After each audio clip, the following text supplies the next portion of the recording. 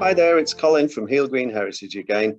Today I'm going to take you through some slides which I've prepared so I can do presentations. If you'd like me to come and talk to a group in the community, I'm very happy to do so now. There's a couple of variants of the slides, one for schools, one for adults. We'll go through the adult one today. I think it helps explain why we're doing things, which I think is really important.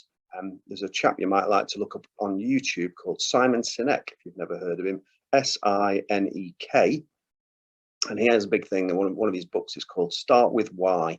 I think if you've got any business idea or any project that you're trying to do, it doesn't have to be a business, not necessarily something to make money from, but it's always a good idea to work out why you're doing it first, and everything else flows from that really. What you end up doing, how you end up doing it, is all really driven around why you're doing it. So let's start by having a look at these presentation slides, and I'll just share my screen again with you as usual, so bear with me. There we go. Don't know why it opens up over there. Somebody can tell me how to get it automatically in this bottom corner. I'll be very grateful. Right, okay, so here we are. So this is the library again, and I've put these slides, just so you know, under HM4, which is the Heel Green Library, in the general section. And there's one entitled Adult Presentation. There's another one entitled Schools Presentation, which is slightly different. If you have PowerPoint, Microsoft PowerPoint, you can play this one here, and that's what I'm going to show you today because it's a bit more interactive. I can click on the pictures and they'll open up in the library, or play you a little video and so on. If you don't have PowerPoint, it's not a problem. You'll be able to see the slides. There's a version in a PDF, which basically means like a printed document, and you can just look at them, but then you can't do the interactive parts. So I'm going to go into the slides, which I've already opened up on here. Start the slideshow from the very beginning. So just so you know, this picture in the background was from the Manchester Evening News.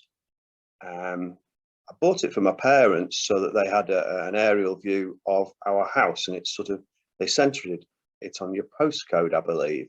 So it might be that other residents have similar aerial photographs in the Manchester Evening News. This was about 1991, I think, when this shot was taken.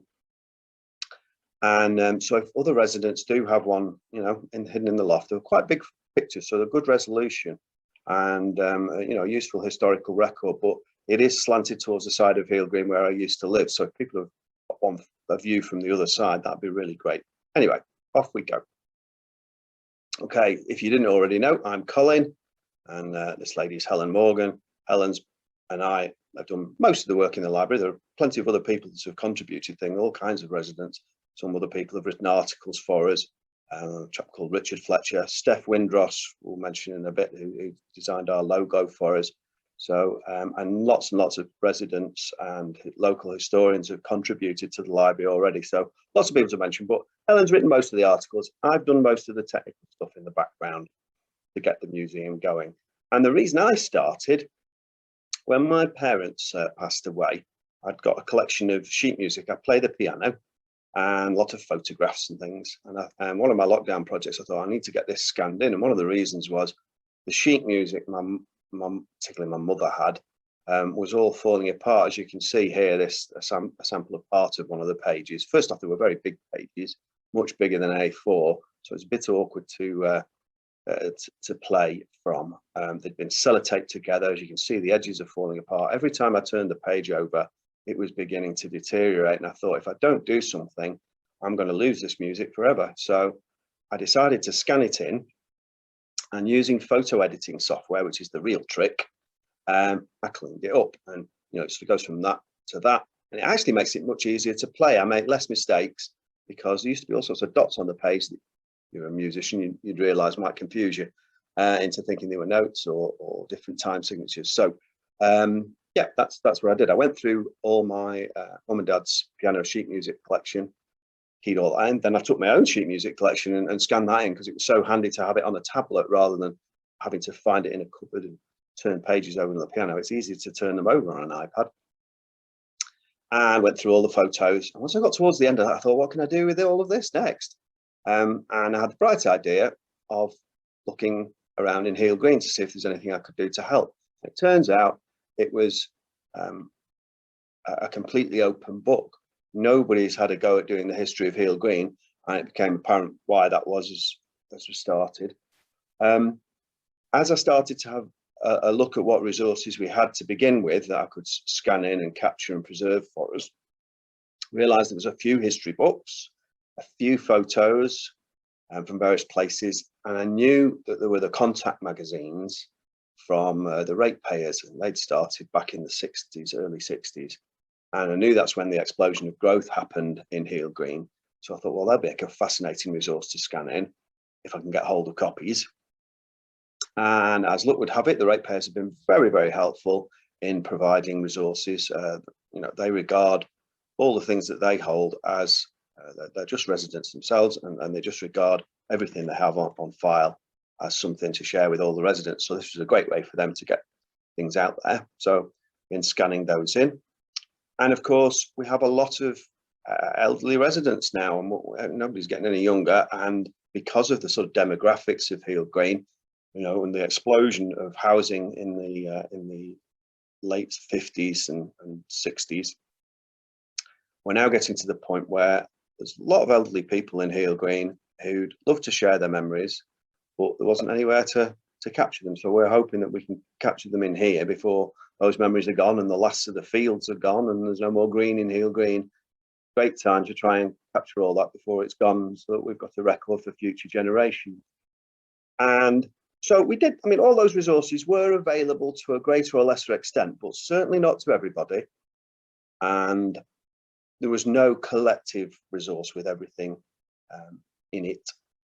And it's a bit dry and dusty, if I'm honest. You know, I mean, it might interest me or a few other historians, but it's not presented in a way that engages everybody. So trying to develop materials and make it more accessible and engaging for different ages and ethnicities and everything, trying to include everybody. That's really important. We want to build an online museum where we can not only collect all the materials together, but store them safely so that they're not lost for the future. And then the really important bit, having got all that, is so that we can share them back. And hopefully that, you know, is a nice thing to do for the community and preserves the memories. I mean, if you sort of sum it up in a sentence, it's really about speaking to the elderly people in the area so that we can share it back with the children. That would probably be the overriding why for doing it, but I want to be able to share it with absolutely everybody, so everyone has a sense of where we are, where we've grown up. So bizarrely, the first slide I had in the pack when I did a pack for both the adults and the kids, or more or less the first slide, was about style. And the reason I put this in was we don't have a river in Heel Green, and I think it's something that held us back. And the reason we stayed small for a long time was we didn't have a big river, but just up the road there was a very big river, a big enough river to create a mill. And I'd not realised this, but Style Mill at one point was the largest factory in the UK. And it was because it was near the river to power the wheel. Eventually that gets replaced with, you know, with steam, but that still needed water to feed a steam engine. And that's the first factory we had in the area. I don't know whether people could easily, well, it's still probably in the dark up a windy country road, might take you an hour to get to and from Heel Green and Style, to walk there and back of an evening, but I'm sure some people were there. One of the theories about the naming of Heel Green was that we're named after something called a heel knitter. There are lots of different theories. Nobody's quite sure why it's the Heald of Heel Green, but a heel knitter was somebody that operated a type of machine that made jersey fabric, like jumpers. So there's a theory that the people in the cottages, say on like Daisy Bank Lane, they were supposedly weavers' cottages. I hope to find out more about that. We're going to go and interview the owners of the cottages at some point. So anyway, that was that. I put a little video in. I'll just open it up. I won't show you the whole video, but I put this video in. It's Fred Dibner talking about Style Mill. Anyway.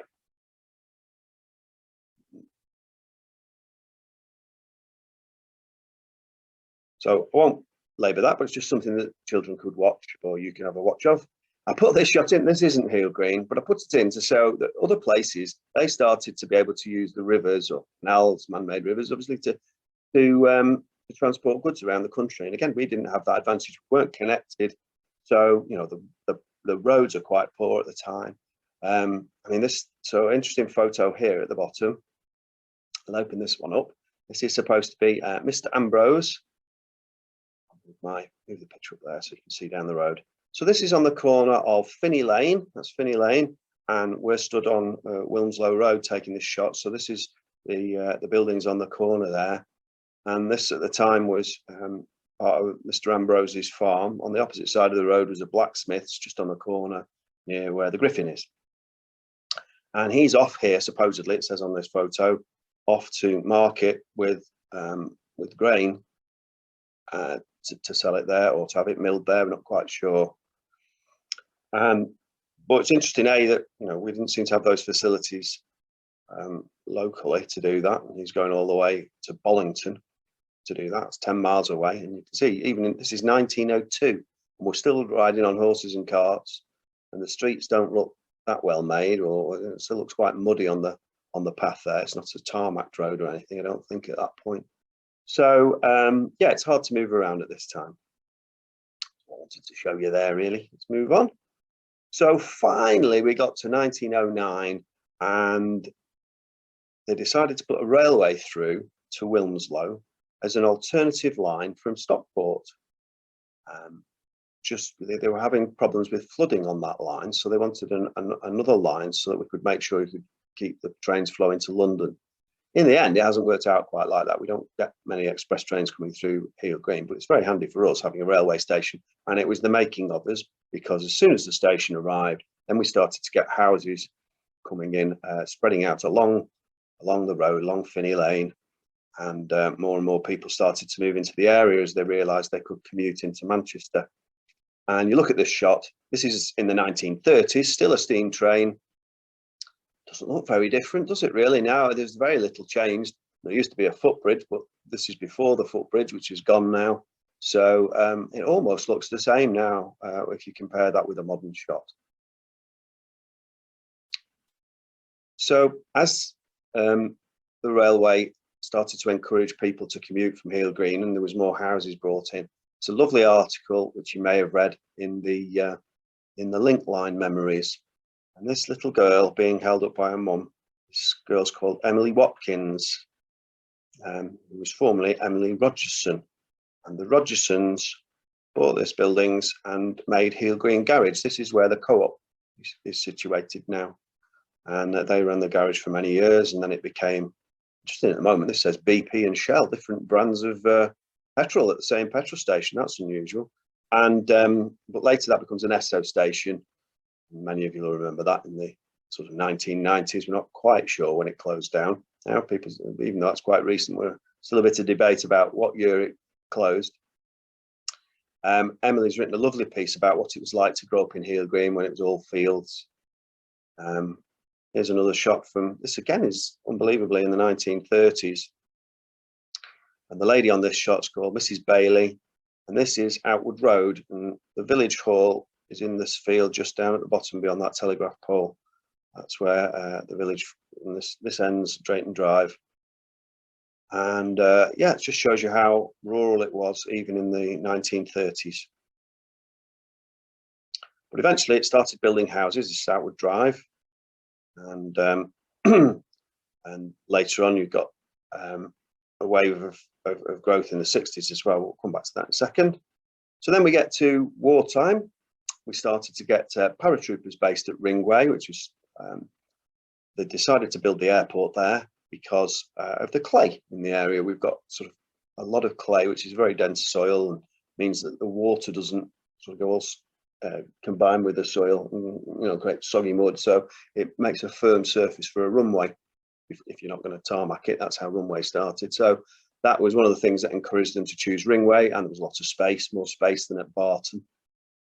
We came here and started the parachute training at Ringway, and here they are learning how to use the parachutes. Now, something I hadn't realised until the other day was Tatton Park, which is where they flew out over. It's only just off the end of the runway, really, isn't it? Just a couple of miles. And that was where they were practicing landing. It was a nice big open space with the parachutes. But they owned all the way up to the Mossnook area. And the Tatton Arms is named for Tatton, the pub there, because it was owned at one time by the Tatton estate. And this is Joan Heineke and the Heineke family, very kindly. That was the first book, and the first thing I scanned for the library was Heel Green in Wartime. So that was lovely to do. That's a lovely book. And I've shown you that before. I won't click on that, but if you click on the picture in this, it takes you to the book in the library. So then we get to the post-war years, and there was a massive growth. I mean, before 1909, there was maybe a couple of hundred people at tops. There was 50 people living in Heel Green, maybe 150 in Long Lane, but they weren't combined at the time. And it was the station that's actually encouraged the two communities to be merged into one village. So I just love this shot. It's got so much interest and information in it for me. So this is the station. It's a telephone exchange. This is the first parade of shops. This is 1959, so it's before the beach parade was built. So this area here in the centre of the photo is Beach House with the trees. Then you get down to the triangle where we've got the library and the doctors. And one of the things that I think is great here is you go down this road, you can just see these slightly lighter houses. I think this is Cornwall and St Austell. They're just being built there along the start of Queensway. But look, it just stops in a field. And Dudley Ashworth on his video talks about an unexploded bomb. He couldn't go down Finney Lane, so he had to go home the other way from Beach House, which was Heel Green House at the time, school, sorry. And he had to go over the fields. And as you can see, Queensway doesn't connect up at the moment at this point. There's a couple of fields still to get across before you get to here, and Thornton and Hambleton over there. So I live on Crantock Drive now, and so my house is presumably under one of these buildings here. These are the RAF maintenance units that were demolished to make way for the estate. And most of this land around here was owned by the Ministry of Defence, and it was that all this selling off of their land was what triggered the explosion of the housing in the 60s. So let's move on now. Oh, and that's just one last thing. That's the school, which was built in 1932. That's Jude Letchall's and East Avenue Park. You can see on the picture there. But you can see there's loads of fields still around. No Glen Eagles estate or anything, is there? So great. And as the houses start to be built, this is a picture of Withens Road, I think, or is it the Oval? Can't remember now. This was very kindly lent to us by Main and Main. I got a picture of this up in their offices. You know, and the price of a house at that time was sort of £400. And people probably thought that was a lot of money to spend and couldn't afford it at the time. And now you look at house prices and think, crikey, what a bargain. So then after the war, as we say, got into this house building and we needed other facilities in the area. And I won't click on all these pictures, but here's a picture of the original doctor's surgery, and the library is still just the same today on the corner. I'd forgotten this car park here. I remember parking along this section when we went to the library. There must have been a car park at this end before they built surgery along here. Anyway, I moved the car park around a bit. And there was new schools built in the area for kids. This all came after, though. The houses came first. Problems with the lack of resources came next. Like at one point in the Contact magazine, it's talking about maybe 40 people 40 kids in a class at the school. So they desperately needed new schools, so they built some more. It took us a little bit longer, but we did eventually get our village hall. I've called it a public hall here. I'm never sure whether it should be public hall or village hall. I noticed the other day on the outside it says village hall, but some people call it the public hall. So you'll have to let me know what the best thing to do there, what to call it is. I think I should change it to village hall, since it says that on the outside on the sign. There's a link here to go into the museum. Won't do that today. You've seen that before. Just this last slide then, because this was the whole point of the slides really, is that we really need everybody's help to contribute to this project.